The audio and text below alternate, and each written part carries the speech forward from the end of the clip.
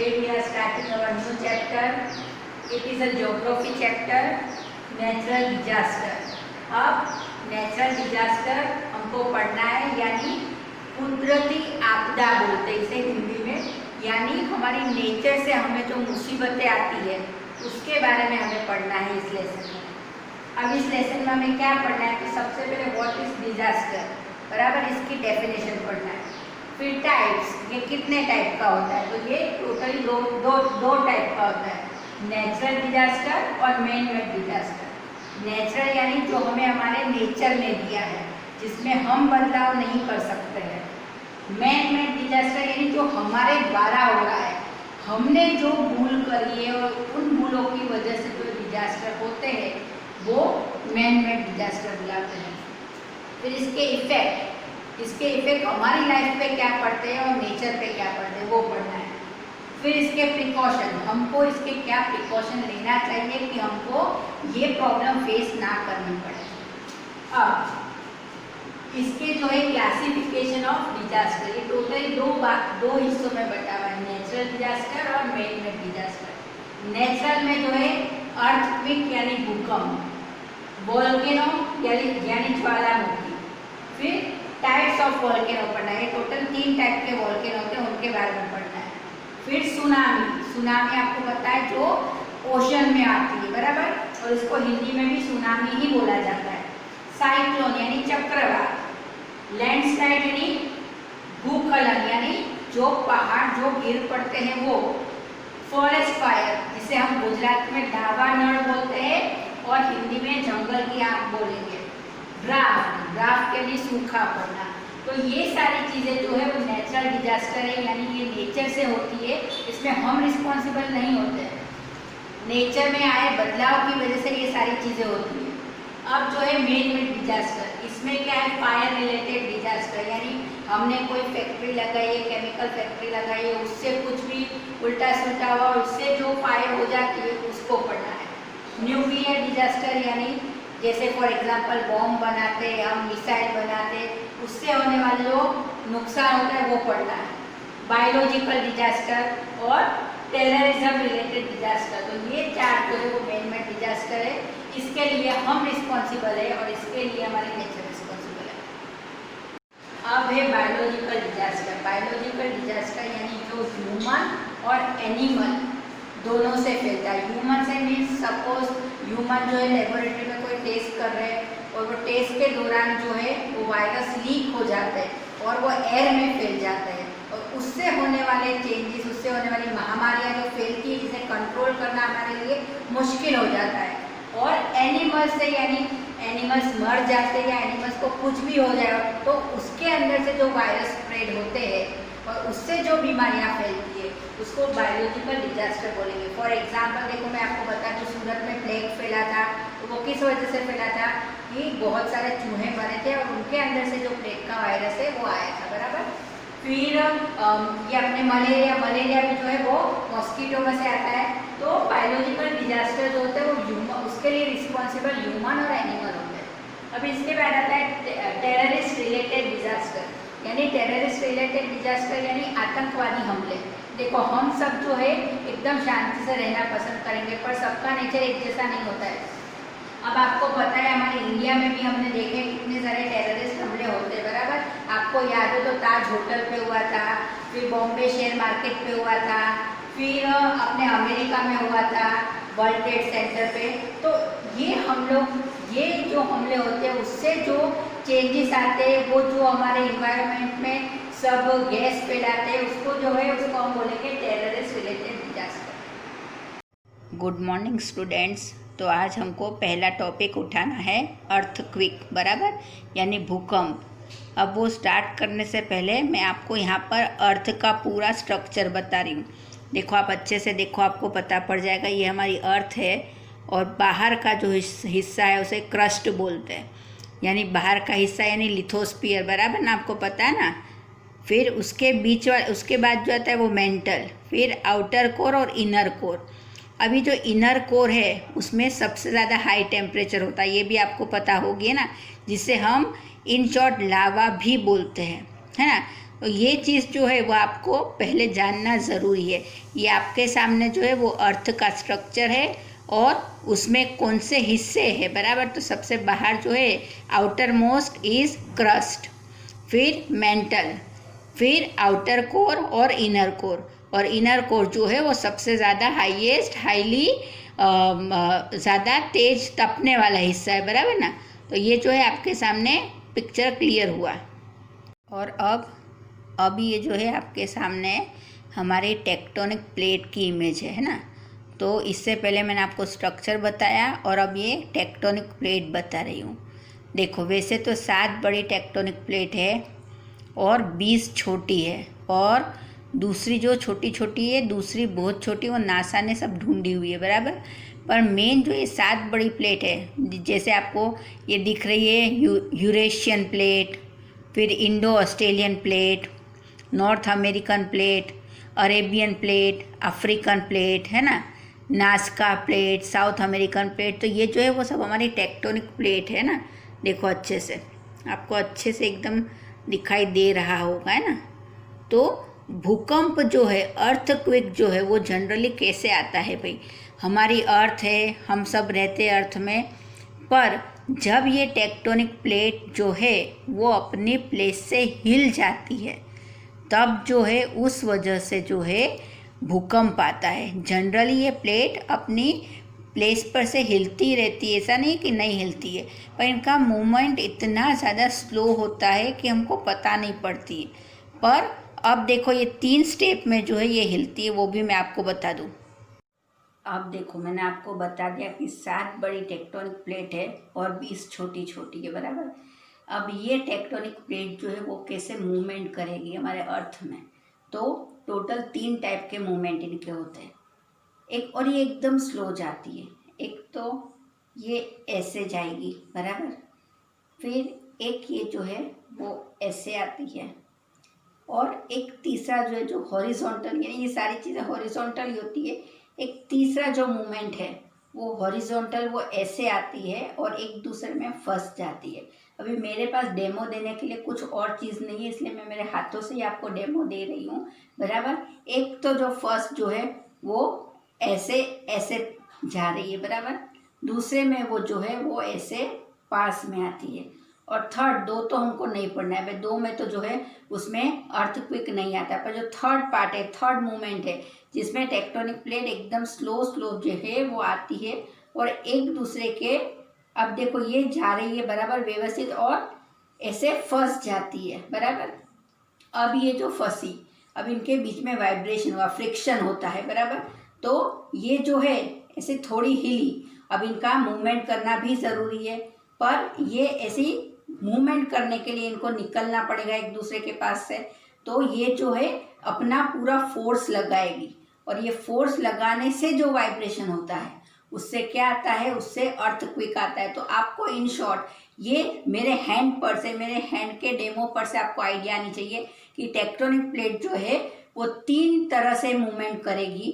एक तो वो जो है, और ये इनका मूवमेंट एकदम स्लो होता है।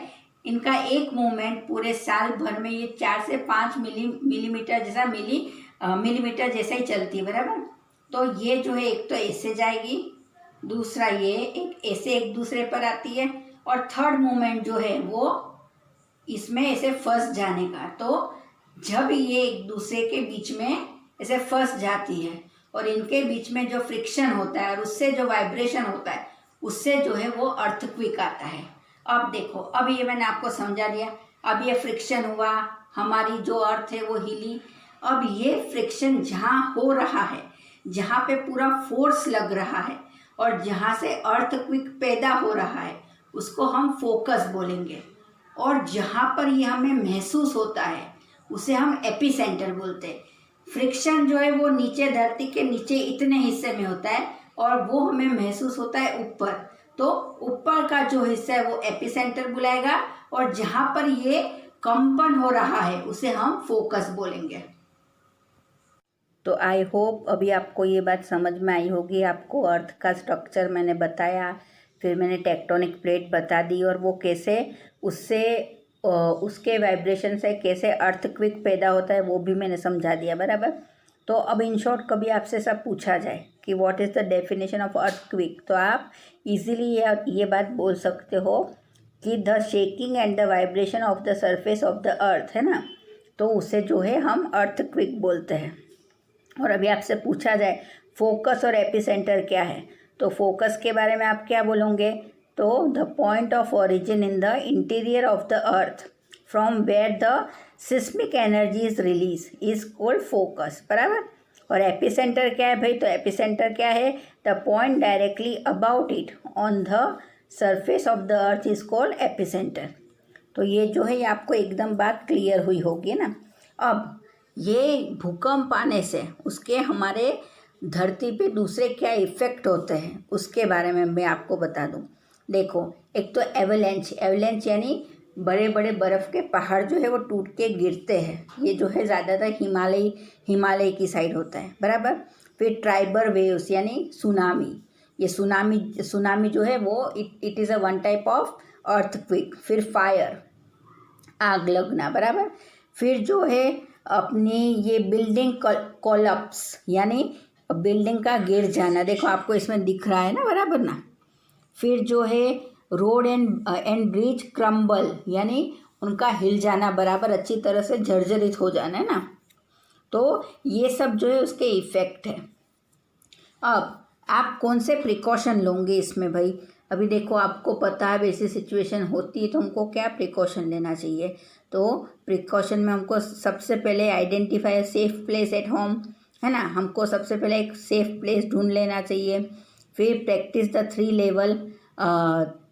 The three vital step of drop cover and hold on, है ना, तो ये हुआ एक।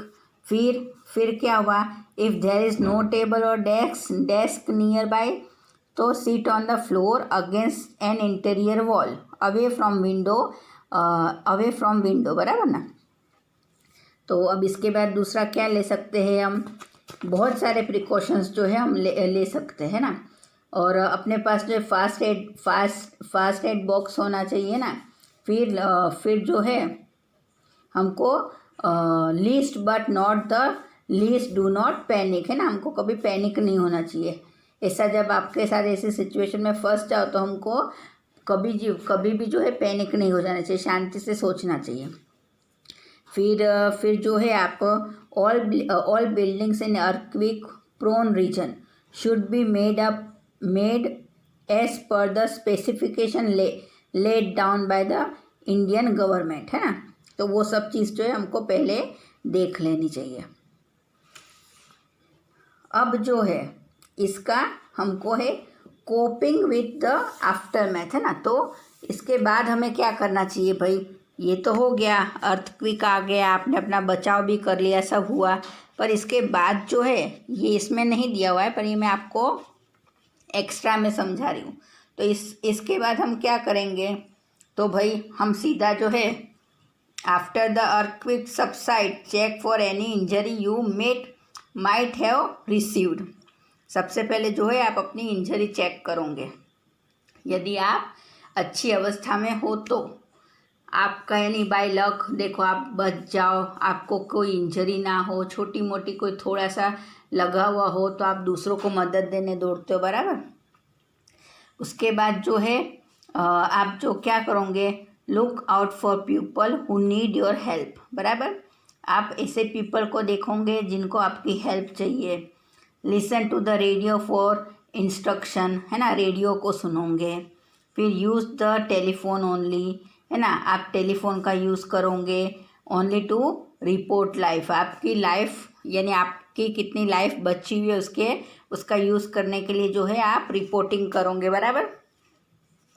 फिर जो है administer first aid and then call the help, है ना, पहले आप किसी की फर्स्ट एड करोगे। अब देखो कोई आपने देखा कि बेचारा कोई ऐसा दबा हुआ इंसान मिला है जिसको थोड़ी सी इंजरी हुई है, तो हम सबसे पहले जो है उसको फर्स्ट एड देते हैं, यानी हम उसका थोड़ा जो है वहीं पे सार भार करेंगे और बाद में जो है हम हॉस्पिटल में कॉल लगाएंगे ना, तो उसे बुलाते हैं। फिर जो है हम offer to help out in the relief camp, है ना, हम रिलीफ कैंप में भी जाते हैं और वहाँ पे भी सबको बताते हैं भाई कि ऐसी ऐसी परिस्थितियाँ हुई है तो आप यहाँ पर आकर मदद दो। यानी इन शॉर्ट देखो एक छोटा सा बदलाव जो हमारी धरती अपने अंदर लाती है और उससे होने वाले इतने सारे चेंजेस हमारे ह्यूमन लाइफ को या एनिमल लाइफ को या हमारे इन्वायरमेंट को कितना ज़्यादा नुकसान पहुंचाती है, ये हमको इससे पता पड़ती है। तो ये टॉपिक जो है वो यहाँ पे पूरा हुआ। अब इसके बाद का टॉपिक जो है वो वोल्केनो और साइक्लोन, वो दो चीज़ हम पढ़ेंगे। आपने फर्स्ट वीडियो में हमने अर्थक्वेक पढ़ लिया। अब आज का टॉपिक है वोल्केनो, और जिसे हम हिंदी में ज्वालामुखी बोलते हैं, बराबर। अब देखो, कल मैंने आपको अर्थ के स्ट्रक्चर के बारे में बताया था, और आज यहाँ पे ड्रॉ करके भी बता रही हूँ कि सबसे बाहर का पोर्शन क्रस्ट, यानी जो जहाँ पर हम रहते हैं वो, अंदर मेंटल, ये ऑरेंज वाला जो है वो आउटर कोर, और सबसे अंदर जो है वो इनर कोर। अब ये यहाँ टेम्परेचर इतना ज़्यादा होता है और यहाँ जो है सारे फेरफार होते हैं, इस वजह से जो है ये सारे हमको नेचुरल डिजास्टर आते हैं, जैसे अर्थक्वेक, फिर ये सुनामी, फिर साइक्लोन, वोल्केनो, वो सब जो है इसी में अंदर जो फेरफार होते हैं इस वजह से आते हैं। तो आज हमको पढ़ना है वोल्केनो, बराबर। अब देखो, ये मैंने आपको माउंटेन का यहाँ पे ड्राइंग बनाया हुआ है, और इसमें जो है वो वोल्केनो कैसे बनता है। अब देखो, इनर पार्ट जो है जहाँ पर लावा होता है, सबसे पहले ये इसको हम बोलेंगे मैग्मा, और ये बाहर आने पर इसे हम लावा बोलते हैं। अंदर जो अर्थ के अंदर है उसे हम मैग्मा बोलेंगे, और यही चीज़ जब अर्थ से बाहर आ जाती है तो हम इसे लावा बोलते हैं। और ये मैग्मा कुछ और नहीं है, पर ये गैसों का मिक्सचर है। इसमें ढेर सारी गैस होती है, और वो गैस जो होती है वो इतनी ज़्यादा हॉट होती है। और मैंने आपको ये भी बता दिया था कि टेक्टोनिक प्लेट जो है वो उसका मूवमेंट ऑलवेज चालू रहता है, बराबर। तो उस टेक्टोनिक प्लेट के मूवमेंट की वजह से जो हमारे अर्थ में फेरफार होते हैं वो रिस्पॉन्सिबल होते हैं अर्थक्वेक और वोल्केनो लाने में, बराबर। तो अब जैसे प्लेट हिली तो ये मैग्मा जो है उसका हलन चलन चालू हो जाता है। अब देखो, जब कोई भी चीज़ हिल रही है, कुछ भी होगा तो उसको सेटल होना पड़ता है। अब वो ऐसे हिलेगी डुलेगी। अब कोई सरफेस, अर्थ की सरफेस जो है वो बहुत ज़्यादा हार्ड है, पर कोई सरफेस ऐसी होती है जो सॉफ्ट होती है। तो ये मैग्मा क्या करेगा, वो सरफेस फोड़कर बाहर आता है। देखो, मैंने यहाँ पे बनाया हुआ कि ये मैग्मा है, और ये जो है ये धीरे धीरे ऊपर जा रहा है, और ये क्या है, वोल्केनो है, बराबर। और ये जहाँ से बाहर आता है, यानी कि जो पहाड़ का मुंह है, माउथ है, उसे वेंट बोला जाता है साइंटिफिक लैंग्वेज में। तो ये वेंट में से जो है वो लावा बाहर आता है और पूरा एक बम जैसा फूटता है, जिसमें जो है गैसेस बाहर आती है, हॉट मैग्मा बाहर आता है, डस्ट पार्टिकल बाहर आते हैं, स्टोन्स बाहर आते हैं। ये सब चीज़ जो जोर से फूटती है, और ये फटाफट जो है वो पहाड़ से, माउंटेन से नीचे आती हुई धीरे धीरे जो है नीचे सतह पर जम जाती है। और ये जब जम जाती है तो इसमें सबसे ज़्यादा हमें मिनरल्स मिलते हैं, इसलिए जहाँ पर भी वोल्केनो होते हैं वहाँ पर नेचुरल मिनरल्स सबसे ज़्यादा मिलते हैं। तो इसका डिटेल अभी हमको पढ़ना है, इसका डिटेल में पढ़ा। तो ये सिर्फ आपको समझने के लिए मैंने बताया कि अर्थ के इनसाइड ये सारी सिचुएशन होती है, और ये जो है मैग्मा जो है वो फूट कर वेंट में से बाहर आता है, और बाहर आने पर इसमें से गैसेस और hot magma, dust particle, stone सब बाहर आते हैं, और ये एक फोर्स में नीचे आएगा, और नीचे आने पर जो है ये जम जाता है, और इसमें बहुत सारे जो है मिनरल्स पार्टिकल होते हैं, इसलिए वो सबसे ज़्यादा फर्टाइल भी होते हैं, और वहाँ की जो नेचुरल रिसोर्स होते हैं वो सबसे ज़्यादा हाई होते हैं। तो इस चीज़ को अभी हम डिटेल में पढ़ेंगे। तो अब हमको पढ़ना है लावा कंपोजिशन के बारे में। आपको मैग्मा तो पता पड़ी कि मैग्मा तो जो है वो अर्थ के अंदर रहता है, बराबर। और ये जब बाहर लिक्विड फॉर्म में आता है तो इसका नाम लावा दिया हुआ है ना। तो ये लावा जो है वो किन चीज़ों से बना हुआ है, बराबर। लावा में कौन से कंपोनेंट प्रेजेंट है वो हम एक बार देख लेते हैं। तो देखो, ये आपको दिख रहा होगा अच्छे से कि लावा जो है, लावा इज़ अबाउट 50% ऑफ सिलिकॉन, है ना। सिलिकॉन मेक्स लावा थिक, यानी लावा जो है वो 50% सिलिकॉन से बना हुआ है, और ये सिलिकॉन जो है उसको विस्कोसिटी मीन्स उसको मोटा बनाता है, बराबर। तो ये जो सिलिकॉन है वो लावा को एकदम मोटा बना देता है। फिर देखो, आप आप यहाँ पे देखो, ये आपको दिखेगा कि ब्लू जो है बराबर वो सिलिकॉन है, और वो कितने हिस्से में पाया जाता है, तो ये 48.4 और देखो नीचे 63.5 है ना, तो सिलिकॉन सबसे ज़्यादा जो है वो लावा में पाया जाता है। और इसके अलावा लावा में दूसरे कंपोनेंट कौन से होते हैं? क्यों भाई लावा इतना ज़्यादा, हम लावा जो है वो डेंजरस है, पर लावा जब ठंडा होने पर मिनरल्स बन जाता है, तो वो क्यों इतना ज़्यादा सबके लिए फ़ायदेमंद हो जाता है?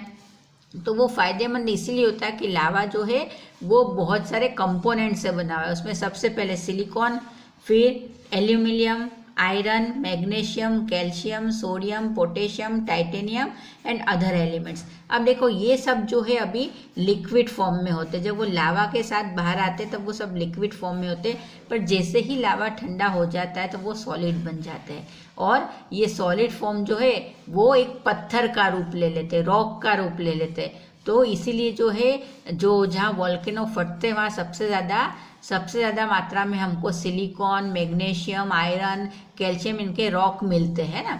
तो इसका रीज़न ही है कि ये सब जो है हमको हमारे अर्थ के अंदर से मिल रहा है। अर्थ के अंदर जब ये मैग्मा होता है और मैग्मा जब फूटता है, जब बाहर आता है तो ये लावा बन जाता है, और ये लावा जो है इतना ज़्यादा गर्म होता है कि इसके पास जाना पॉसिबल नहीं होता। पर जैसे ही ये लावा ठंडा होता है ये एक सॉलिड फॉर्म ले लेता है। सॉलिड फॉर्म यानी ये पत्थर बन जाते हैं, रॉक्स बन जाते हैं, है ना। तो ये रॉक्स जो है वो इन शॉर्ट क्या है, तो ये रॉक्स जो है वो एल्यूमिनियम है, आयरन है, मैग्नीशियम है, कैल्शियम, सोडियम, पोटेशियम, टाइटेनियम, है ना। तो ये सारी चीज़ें जो है वो हमें लावा में से मिलती है। तो इन शॉर्ट आपको अभी ये पता पड़ गया होगा द लावा कंपोजिशन। तो अब जो है आपको पूरा पिक्चर क्लियर हो गया होगा कि भाई जो वॉल्केनोज है वो, फिर अर्थक्वेक जो है वो, ये सब एक दूसरे के साथ रिलेटेड है। तो अब हम जो है आगे का टॉपिक पढ़ते हैं। तो अभी मैंने वॉल्केनो के बारे में आपको सब अच्छे से समझा दिया। अब हमको इसके टाइप्स पढ़ना है। तो इसके टाइप्स 3 टाइप के, active volcano, second dormant volcano और थर्ड है एक्सटिंक्ट वॉल्केनो या डेड वॉल्केनो। और ये डोरमेंट वॉल्केनो, इसको स्लीपिंग वॉल्केनो भी बोला जाता है। स्लीपिंग यानी सोया हुआ, यानी अभी इसमें जो है लावा बाहर नहीं आ रहा है, पर कभी भी किसी भी टाइम ये जो है इसमें से लावा बाहर आ सकता है। एक्टिव वॉल्केनो कौन से होते हैं? जो पिछले 2000 ईयर्स से, इसमें पिछले 2000 ईयर्स से लावा बाहर आ ही रहा है, यानी ये 2000 सालों से जो है वो एक्टिव ही है। डोरमेंट वॉल्केनो या स्लीपिंग वॉल्केनो को क्या है, इसमें से ये सोए हुए हैं, बराबर सोया हुआ है, पर हमको पता नहीं है कि ये कब जागेगा। इसमें से कभी भी जो है वो लावा फट सकता है।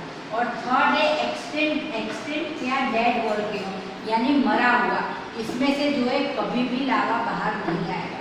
तो अब ये जो तीनों है, ये जो तीनों वॉल्केनो है, इनके एग्जाम्पल भी मैंने आपको बताया। एक्टिव वॉल्केनो जो है ये साकारुजिमा जो है वो जापान में है, और फिर दूसरा किलाउ हवाई में, अल्टा एले इथोपिया में। तो ये जो है ये सारे एक्टिव वॉल्केनो। और हमारे इंडिया में भी आपको बता दो, अंडमान और निकोबार में बहुत सारे एक्टिव वॉल्केनोज आपको मिलेंगे।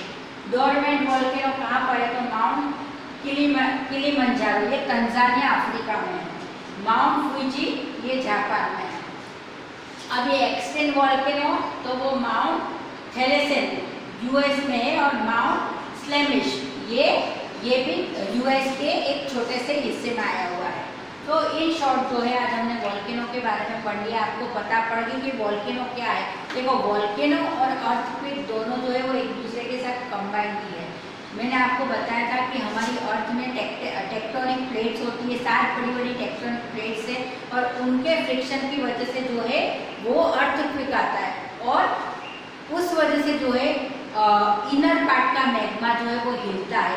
अब जब ये इनर पार्ट के मैग्मा को हमारे क्रस्ट जो बहुत हार्ड सरफेस से बना हुआ है वहाँ से निकलने के चांस नहीं मिलते हैं, पर जहाँ सरफेस सॉफ्ट होती है वो, अब हमें जनरली सरफेस सॉफ्ट जो है वो माउंटेन के ऊपर ही मिलती है, तो वो सॉफ्ट सरफेस में जो है वो फूटकर लावा बाहर आता है।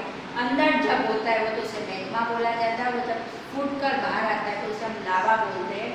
और वो वो लावा में से जनरली जो है हमको गैस, स्टोन और दूसरे डस्ट पार्टिकल बाहर आते हैं और सारे मिनरल्स बाहर आते हैं। और आपको ये बात पता ही है कि देखो मैग्मा जो है वो नंबर ऑफ अपने ये गैसेस से बना हुआ। मैंने इसके पहले आपको बता दिया था बराबर। The mixture of gases is called the magma. तो वो जब फूट कर बाहर आएगा तो नेचुरल बात है कि हमारे इन्वायरमेंट को बहुत सारे नेचुरल रिसोर्स भी मिलते हैं और उसको फूट कर बाहर आने की जगह ना मिले तो उस सिचुएशन में क्या होगा कि हमारी टेक्टोनिक प्लेटों का फ्रिक्शन होगा और उस वजह से जो है सबसे बड़े बड़े अर्थक्वेक का निर्माण होता है और हमारे भूकंप आते हैं। यानी ये दोनों चीज़ जो है वो एक दूसरे से रिलेटेड है। अब ये वोल्केनो जो है फटते हैं, मैंने बता दिया। फटने के बाद जो ये हमको बहुत सारे नेचुरल रिसोर्सेज देते हैं, इनके टाइप्स बता दिए बराबर, और इनमें कौन सी गैस होती है वो भी बता दिया। तो इन शॉर्ट आपके आज दो टॉपिक हमारे क्लियर हो गए, एक तो अर्थक्वेक और दूसरा जो है वोल्केनो। अब हमारे दूसरे दो टॉपिक लेना है वो अभी हम स्टार्ट करें।